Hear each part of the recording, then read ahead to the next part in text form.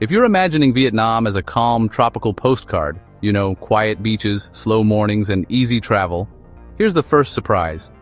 In 2026, the moment you land, everything moves faster than you expect. The airport lines feel different, the transport rules don't match anything you're used to, and the streets run on a rhythm that looks chaotic but operates with its own logic. And honestly, that's exactly where most first-time mistakes start. So in this video, I'm breaking down the biggest misunderstandings travelers have when visiting Vietnam in 2026, and the simple moves that save you from the costly, stressful errors that can ruin trips for newcomers. By the end, you'll know what's normal, what's new, and how to step into Vietnam with confidence instead of confusion. The first thing no one tells you is that Vietnam's entry system is changing faster than most travel blogs can keep up with. A lot of people still show up expecting old rules, old forms, or old links. But Vietnam has expanded and standardized its e-visa program in a way that catches first-timers by surprise. The country now promotes a far broader list of eligible nationalities, and the 90-day multi-entry option has become the new normal. For travelers who remember when visas were complicated or inconsistent, this shift feels almost unreal. But here's where things get even more interesting. The Immigration Authority has introduced new official e-visa portal domains. This matters more than people realize, because honestly, countless travelers still search outdated portals, land on copycat sites, or rely on forum advice from years ago. Using the wrong link can slow your trip before it even begins, and the buzz doesn't stop there. Reports highlight that Vietnam is opening more entry and exit checkpoints to make travel flow smoother, which is a strong sign the government is pushing hard to welcome more visitors with fewer bottlenecks. Combined with the visa updates, it feels like the entire system is being tuned for speed. At the same time, there's a wave of speculation online, some of it accurate, some exaggerated, about even more adjustments coming. The pattern is clear. The rules you saw last year might not be the rules you'll see next year. That's why relying on old Reddit threads or dusty travel blogs is one of the fastest ways to confuse yourself before you even pack your bags. So you might think the hard part is the visa, until you realize the weather can rewrite your whole itinerary in 24 hours. Most first-timers don't realize they're not visiting one Vietnam. They're visiting 3 completely different climate zones stitched together into one long, narrow country. The north plays by its own rules, shifting between crisp, cool winters and hot summers. Central Vietnam runs on a totally different schedule, with dry months that feel flawless and rainy seasons that can wash out an entire day. And the south? It's basically summer all year, but with a wet season that can flip from sunshine to downpour in minutes. That's why the idea of a single best time to visit Vietnam is misleading. A month that's perfect for Hanoi can be miserable in Da Nang. A week that's ideal for Hoi An might be soaking wet in Ho Chi Minh City. If you're planning a north to south trip, or the other way around, you're going to walk through multiple climates, whether you plan for them or not. And if that sounds dramatic, the recent storm seasons prove the point. We're not talking about light rain ruining your beach day. We're talking full-on floods, grounded flights, and entire coastal areas evacuated because the weather changed its mind overnight. These aren't rare exceptions anymore. They're seasonal realities that hit tourists who assumed every day in Vietnam is sunshine and coconuts. And here's the twist. Even if the weather holds, the way you move around Vietnam will feel like a different rule book. If you really want to understand Vietnam, don't start with the food or the beaches. Start with the motorbike. The entire flow of daily life is built around 2 wheels. Streets, alleys, parking lots, even cafe entrances are shaped for bikes first and cars second. That's why traffic looks wild to outsiders, but somehow works. There's a rhythm locals follow, a shared awareness that turns what looks like chaos into a functioning system.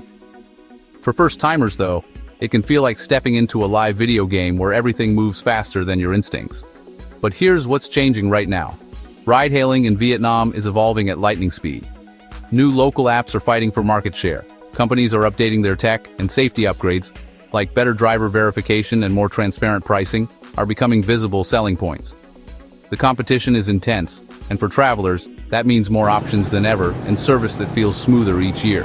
There's also real regulatory pressure building in the background. Proposals around safety rules, like mandatory child seats and expanded taxi requirements, are being discussed publicly, signaling that Vietnam is tightening the standards for both locals and tourists. If you're planning to move around using Grab, Bee, or a taxi, these evolving rules could affect how long you wait, what vehicles appear, and what prices look like. Once you understand how people move, the next surprise is money. because Vietnam may look card-friendly on paper, but your best day still starts with smart cash choices. So, here's the thing about money in Vietnam. Cash is the one detail most first-timers underestimate, and, honestly, it's usually where the first real travel hiccup happens. Sure, Vietnam accepts cards in way more places than it used to. Big cafes, hotels, chain stores, airports, and a lot of tourist-friendly restaurants can run international cards without an issue. ATMs are everywhere, and most global banks are supported. On paper, it sounds easy. But the safe way to handle money in Vietnam is the part people skip. Travel advisories have been pretty clear about the risks. Card skimming still happens. There's shady currency help around ATMs targeting confused tourists, and some machines hit you with surprise fees that are higher than the coffee you just bought.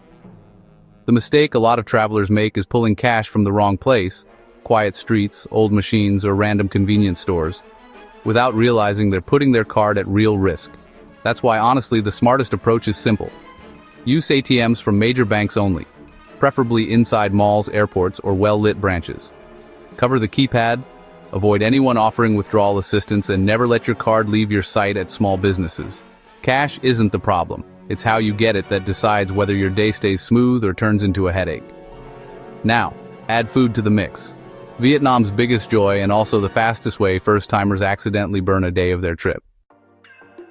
Street food isn't just something you try in Vietnam, it's really the doorway into how the country actually lives.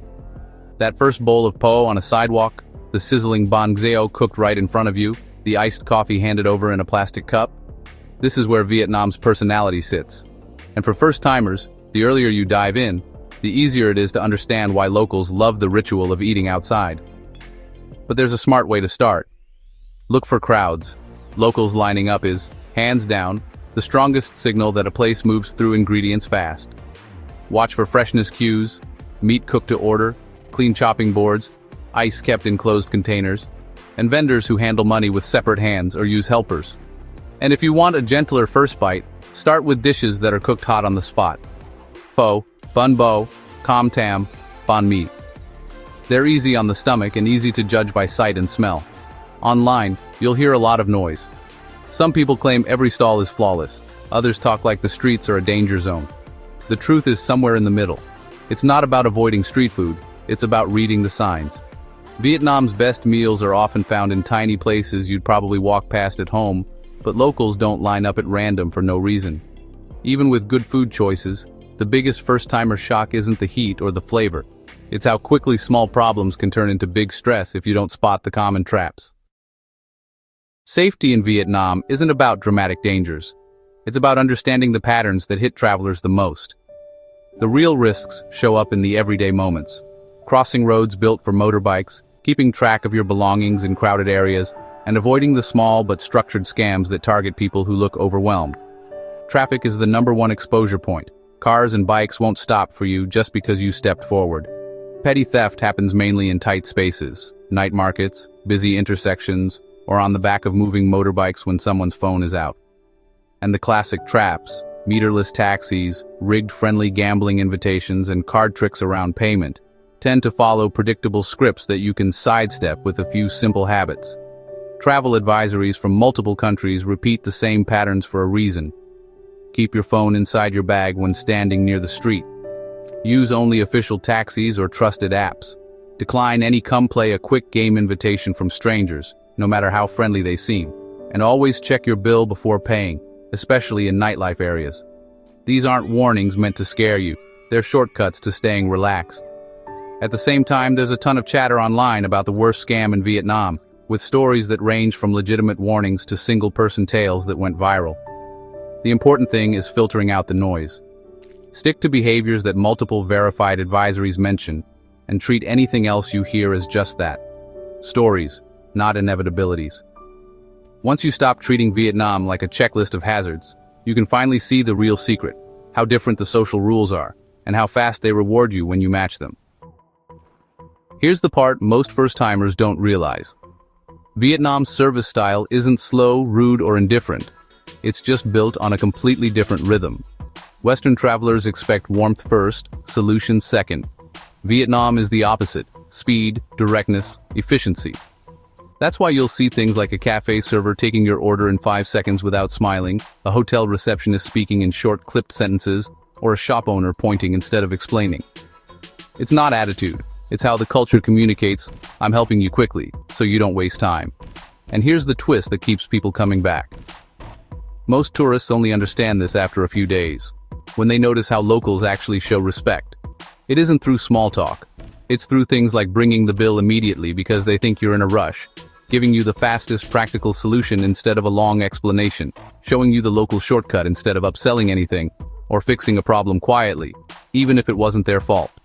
Once you adjust your expectations, the whole experience flips. What looked blunt suddenly feels efficient. What sounded cold becomes, "Wow, that was fast." And just when you think you've decoded the everyday, Vietnam throws another curveball. The country is actively rewriting the rules of long-term access and tourism growth. If you're visiting Vietnam for the first time, here's something you won't see in the travel vlogs. The country is in a transition phase, and the Vietnam you experience in 2025 or 2026 won't be the same Vietnam people see a few years later. Right now, Vietnam is leaning heavily into longer-stay visitor pathways, including policy discussions and tourism coverage hinting at a potential golden visa-style push, a system designed to attract longer-term travelers, digital workers, and investors. Yeah, this is already showing up in places like Condé Nast Traveler. At the same time, the government is upgrading transportation, airports, coastal infrastructure, and digital services at a speed that surprises most visitors. That means destinations you see as quiet today may look completely different in a year. Visa options may expand again, especially for long-stay travelers. Routes, airports, and regional connections are being reshaped in real time. Some older complaints and travel forms are becoming irrelevant faster than the internet can update them. Here's the big picture takeaway for first-timers. What you experience on your trip might not match what future travelers experience, because Vietnam is building forward, not standing still. And that directly affects where you go, how you move around, and how smooth your trip feels. So let's convert all this into one clean first 72 hours plan that keeps your trip smooth from landing to your first real adventure. Here's the truth. Most Vietnam travel headaches don't come from danger. They come from doing the right things in the wrong order. So here's the simple, no-stress sequence that keeps your first 3 days smooth. First, document check the moment you land. Before leaving the airport, confirm passport, visa approval, entry stamp, and the tiny receipt slip they sometimes staple inside. One missing detail here can create massive issues later. Fix it before you walk out. Second, money setup comes next, not in the city. Use an airport ATM inside the secure zone or a bank-branded ATM right outside arrivals. Set your baseline cash now so you're not hunting for money later while tired, jet-lagged, and vulnerable to scams. Cards work almost everywhere. But Vietnam runs on a cash-first rhythm, and having the right amount early prevents most stress moments. Third, choose safe, predictable transport into the city. Grab a registered taxi, Grab or Gojek car, or airport shuttle. Avoid friendly offers or unmarked cars. Your first ride isn't the moment to experiment. Fourth, pick the right neighborhood before you pick the right hotel. Decide the area based on your style. Calm and walkable, nightlife heavy, food-focused, or tourist-friendly. Once you're in the right district, everything else becomes easier and safer. Fifth, do one high-impact activity that sets the tone. Not 3, not 5, just one. A food tour, a sunset walk, a simple market visit, or a guided scooter experience. Enough to feel the culture immediately, not enough to exhaust you on day one. Follow this order and your trip doesn't spiral. It compounds. By now, you've seen the behind-the-curtain version of Vietnam, so the final question is, what should you expect emotionally, not just logistically? Here's the part no guidebook ever explains. Vietnam doesn't click immediately. It clicks suddenly. Most travelers arrive feeling overstimulated. The traffic, the humidity, the pace, the noise, the directness, it all hits at once. But the emotional pattern is predictable. After 48 to 72 hours, something shifts. You stop trying to tame the rhythm and you start moving with it. That's when Vietnam opens up. You notice strangers helping you cross the street without a word. You start trusting your stall owner's recommendation more than your own research. You relax into the noise instead of fighting it. And the country that felt chaotic suddenly feels alive, welcoming, and strangely easy. This is the deeper payoff first-timers underestimate. Your best moments here won't come from perfect itineraries. They come from letting the place breathe a little and letting yourself be part of its flow instead of managing it from the outside. Vietnam rewards travelers who stop chasing the perfect plan and start following the living rhythm of the place. That's when the real country shows up. If you nail entry prep, weather realism, smart transport, and scam-aware money habits, Vietnam stops feeling risky and starts feeling ridiculously rewarding. Because the real first-timer lesson isn't learning Vietnam's rules. It's seeing how fast you can adapt when you let the country set the tempo. And if this helped you understand what to expect, feel free to check out the other Vietnam guides on the channel. They'll make your trip even smoother.